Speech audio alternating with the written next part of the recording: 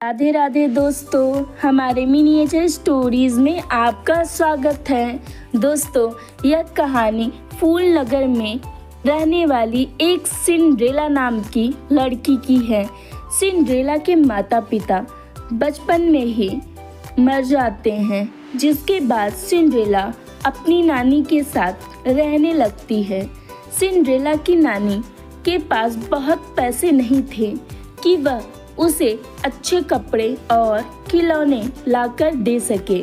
Cinderella को हमेशा से ही एक लाल फ्रॉक खरीदने का सपना था, लेकिन उसकी नानी बस इतना ही कमा पाती थी जिससे उन्हें रोज का भोजन मिल जाए। ये सब देखकर सिंड्रेला भी कभी अपनी नानी को इस बात के लिए परेशान नहीं करती थी। एक दिन सिंड्रेला ने रात के खाने के समय अपने नानी से कहा कि वह अपने से छोटे उम्र के बच्चों को ट्यूशन पढ़ाना चाहती है, जिससे घर में आपकी कोई मदद हो सके। सिंड्रेला की बात सुनकर उसकी नानी बात मान गई थी। अगले दिन से ही सिंड्रेला ने छोटे छोटे बच्चों को पढ़ाना शुरू कर दिया।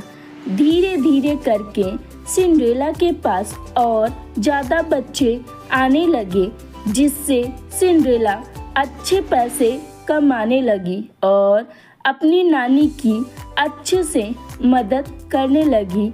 ये सब देख सिंड्रेला की नानी ने कहा, अब जब हम दोनों साथ मिलकर घर चला रहे हैं तो क्यों न क्रिसमस के लिए तुम्हारे पसंद की एक अच्छी सी ड्रेस लाई जाए।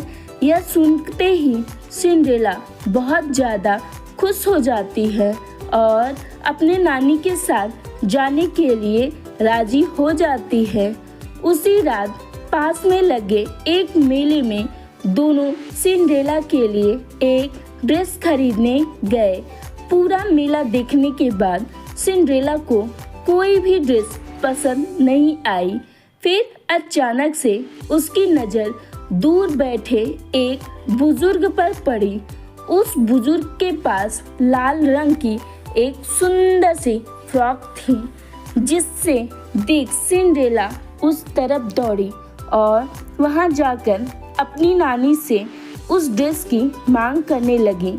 इतनी साधारण फ्रॉक को देखकर उसकी नानी ने सिंड्रेला को वह फ्रॉक खरीदने से मना कर दिया, लेकिन सिंड्रेला जिद करने लगी, जिस पर नानी ने दुकानदार वाले से फ्रॉक का दाम पूछा। दुकानदार ने बताया मात्र 150 रुपये और इसके साथ यह जूतियाँ भी मुफ्त है। इतनी सस्ती फ्रॉक की बात सुनकर उसकी नानी ने इसकी इतनी सस्ती होने का कारण पूछा। दुकानदार ने बताया, क्योंकि मेरे पास ये आखिरी फ्रॉक है। मैं सोच रहा हूँ इसे बेचकर मैं जल्द ही घर के लिए निकल जाऊँ। नानी ने सिंड्रेला के लिए वो लाल फ्रॉक ले लिया और घर वापस आ गई। कुछ दिनों बाद जब क्रिसमस का त्योहार आया, पूरा शहर रोशनी से जगमगा रहा था, तब सिंड्रेला भी बहुत खुश थी और लाल फ्रॉक भी पहने हुई थी। लाल फ्रॉक में सिंड्रेला इतनी सुंदर लग रही थी कि जो भी उसे देखता वह देखता ही रह जाता। थोड़ी देर बाद सिंड्रेला और उसकी नानी खाने के लिए बैठ गई। तभी सिंड्रेला ने बोला, नानी, मुझे आज बाहर का खाना खाने का मन कर रहा है। काश कुछ बाहर का खाना खाने को मिल जाए। सिंड्रेला के ऐसे कहते ही उसके सामने कई तरह के पकवान हाजिर हो गए। यह देख दोनों हैरान हो जाते हैं। उन स्वादिष्ट पकवानों की तरफ हैरानी से देखने लगते हैं। दोनों को कुछ भी समझ में नहीं आया कि ये कैसे हुआ। इसे क्रिसमस पर जीसस का जादू समझकर दोनों शांत हो गए, लेकिन इस जादू का सिलसिला बंद नहीं हुआ। उस रात सिंड्रेला ने जो जो मांगा उसे वह सब मिलने लगा। दोनों को ही समझ नहीं आया कि उनके साथ क्या हो रहा है। अगली सुबह जब सिंड्रेला अपने पुराने कपड़ों में आई तो सारा जादू खत्म हो गया था। कई दिनों तक दोनों काफी कश्मकश में रहे कि क्रिसमस वाले दिन उनके साथ वो सब कैसे हुआ। एक दिन सिंड्रेला और उसकी नानी के लिए पास में से एक निमंत्रण आया। एक बार फिर से सिंड्रेला ने अपनी वो लाल फ्रॉक पहन ली। रात का समारोह खत्म होने के बाद दोनों घर के लिए वापस आ रहे थे। तभी अचानक से उन्हें कुछ डाकुओं ने घेर लिया और बोला, जितना भी पैसा हो तुम्हारे पास हमें दे दो, वरना हम तुम्हें मार देंगे। सिंड्रेला कहने लगी, हमारे पास कुछ भी नहीं है इस बैग के अलावा, और इसमें भी बस थोड़ा सा खाना ही होगा। डाकुओं का सरदार कहने लगा, मुझे नहीं पता, कहीं से भी लाकर दो, हमें पैसे चाहिए। सिंड्रेला मन में बोलती है कि काश हमारे पास पैसे होते। सिंड्रेला के इतना कहते ही उसके हाथों में ढेर सारे पैसे आ जाते हैं। ये देख सारे हैरान हो गए।